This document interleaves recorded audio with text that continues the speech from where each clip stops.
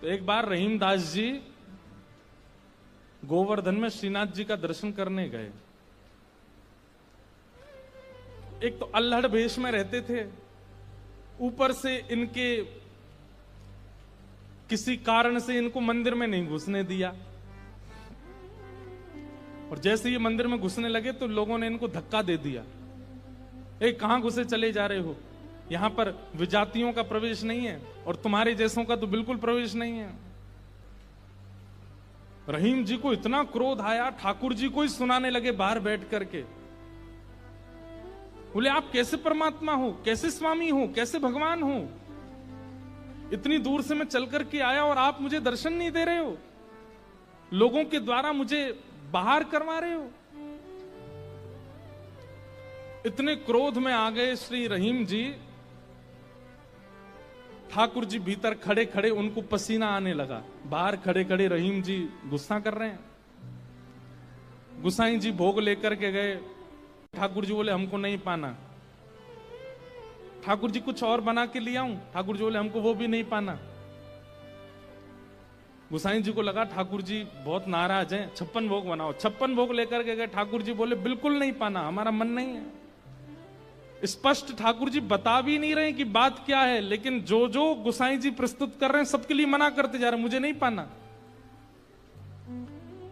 अंत में गुसाई जी ने कहा, बोले जय जय, कोई अपराध बना हमसे?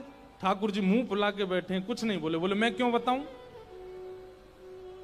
गुसाई जी समझ गए, बोले कि ओहो कोई अपराध ही बना है। तुरंत सबको बुलाया, बोले भैया आज किसी का अपमान किया, किसी का अपराध किया, कुछ हुआ था क्या दिन भर में? तब द्वारपालों ने बताया, बोले महाराज आज एक आया था, वो विजातीय था, उसके वस्त्र भी अच्छे नहीं थे, वो देखने में भी अजीब सा लगा, हमको लगा मंदिर में जाके उपद्रव करेगा, इसलिए हमने घुसने नहीं दिया, हमने उसको निकाल दिया। गुसाई जी समझ गए, बोले ओहो उसी के लिए ठाकुर जी ऐसे हो रहे हैं। वो निश्चित ही ठाकुर जी का कोई परम भक्त है और उसको ठाकुर जी, वो ठाकुर जी का दर्शन करने नहीं आया था, ठाकुर जी ने उसको देखने के लिए बुलाया था, ठाकुर जी देखना चाहते थे और तुमने उसको यहां से बाहर कर दिया। अब एक काम करो, बोले क्या? सुंदर प्रसाद बनाओ, प्रसाद बना करके सिद्ध करके, वो यहीं कहीं बैठे होंगे, ज्यादा दूर गए नहीं होंगे, उनको लेके आओ। मंदिर में प्रसाद सिद्ध हो रहा था रहीम जी को प्रसन्न करने के लिए, लेकिन ठाकुर जी इतने व्याकुल हो गए, बोले अभी तो चूल्हा जलाएंगे, कढ़ाई धरेंगे, तब कुछ बनाएंगे, तब तक रहीम जी वृंदावन पहुंच जाएंगे। इतने में ठाकुर जी ने क्या किया, ठाकुर जी के सामने जो सोने की थाल में प्रसाद रखा था, ठाकुर जी ने वो थाल उठाया बड़ा सा और अपने कंधे पर रखा, खुद ही चले गए, स्वयं ही चले गए। यहां रहीम जी गोविंद कुंड पर बैठे थे, खूब गुस्सा हो रहे थे, ठाकुर जी को भली बुरी सुना रहे थे। लेकिन जैसे ही देखा गिरिराज पर्वत से उतरते हुए श्याम सुंदर आ रहे हैं, और झांकी कैसी है, कटिकाचनी पहनी है, मोरपिच्छ पहना है, जो स्वरूप ठाकुर जी का ऐसा रहता है, हाथ में वंशी लेकर के, और ठाकुर जी यहाँ कंधे पर विशाल थाल लेकर के ऐसे उसको संभालते हुए ठाकुर जी आ रहे हैं। आहा, रहीम जी के लिए रहीम दास जी ने उसी समय ठाकुर जी की छवि का वर्णन किया, बहुत सुंदर। क्या वर्णन करते हैं, कैसे लग रहे हैं श्याम सुंदर? आहा,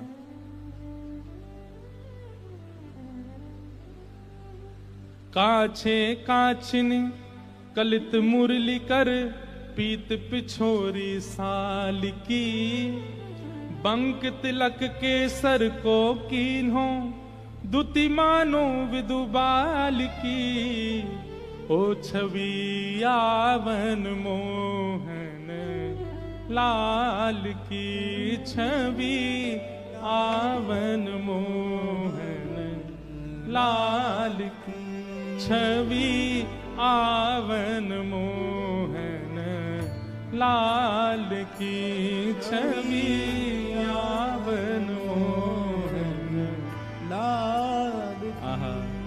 हाँ काछे काछ निकलित मुरली कर, पीत पिछोरी साल की, बंक तिलक के सर को कीन्हो, दुति मानो विदुबाल की, ओ छवि आवन मोहन। अरे मोह कोई वेद ध्वनि ब्रज में सुनावे तो मेरे कान इतने रीझे ना आए, लेकिन कोई प्रेम आसक्त है करके मुंह को घोरी घोरी गारी सुनावे सो मैं तो वह के सामने प्रकट है जाऊं। वाह हो छवि आवन मोहन लाल की छवि आवन मोहन आहा। लाल। और थाल सामने रख करके ठाकुर जी वहां से अंतर ध्यान हो गए, लेकिन रहीम दास जी की स्थिति ऐसी, वो तो उसी छवि में छके हुए बैठे हैं, थाल सामने रखा है। इतने में गुसाई जी अपने असंख्य सेवकों के साथ खूब सारा प्रसाद बना करके लाए। रहीम जी के पास जैसे ही पहुंचे तो देखें यहाँ तो पहले से ही थाल रखी, और ये वो थाल है जो श्री जी बाबा की है, श्रीनाथ जी की है। नेत्र बंद हैं। गुसाई जी बोले, रहीम जी ये थाल आपके पास आई कैसे?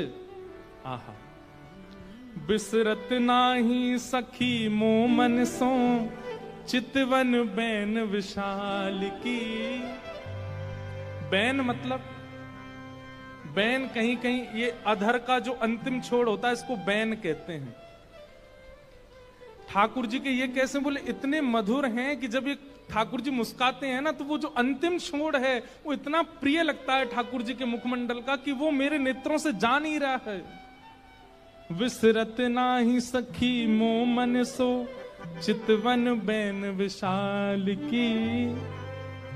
नीकी हसन अधर सधरन छवि छवि सुमन गुलाब की। ओ छवि आवन मोहन लाल की। छवि आवन लाल की। और जल सो डार दियो पुत्रिन पे डोलन मुक्ता माल की। जल सो डार दियो पुत्रिन पे डोलन मुक्ता माल। आप मोल बिन मोलन डोले बोलन मदन गोपाल की। आप मोल बिन मोलन डोलन बोलन मदन गोपाल की। हे छवि आवन मोहन लाल की। छवि आवन मोहन लाल की। आहा। आप मोल बिन मोलन डोलन बोलन मदन गोपाल की। इतने मूल्यवान श्री ठाकुर जी यहाँ पर बिनमोल की तरह डोल रहे थे, बोल रहे थे, चल रहे थे, बैठे थे। गुसाई जी को बता रहे हैं रहीम जी, इतने मूल्यवान ठाकुर जी यहाँ पर बोल रहे थे, डोल रहे। देखो वो चरण चिन्ह दिख रहे हैं, यहाँ देखो, यहाँ से चंदन की सुगंधी आ रही, यहाँ बैठ गए थे आके और ऐसे मधुर स्वर बोल रहे थे कि अब मैं किसी और को सुनना नहीं चाहता हूं उनके आगे। अरे यह स्वरूप निरखे सोई जाने। अरे जिसने वो स्वरूप देखा होगा, यह स्वरूप निरखे सोई जाने। यही रहीम के हाल की। यह स्वरूप निरखे सोई जाने, याही रहीम के हाल की। ओ छवि आवन मोहन लाल की। छवि आवन लाल की। वहां रहीम जी के नेत्र सजल हैं और यहाँ गुसाई जी के सुनते सुनते नेत्र सजल हो गए। वाह ठाकुर जी, आपकी लीला। यहां हम इतनी सामग्री सिद्ध कर रहे थे रसोई में, लेकिन आपसे इतनी प्रतीक्षा भी नहीं हुई, आप अपनी थाल लेकर के आ गए और ऐसी लीला करके गए रहीम दास जी के पास आकर के। ऐसे हमारे ठाकुर जी।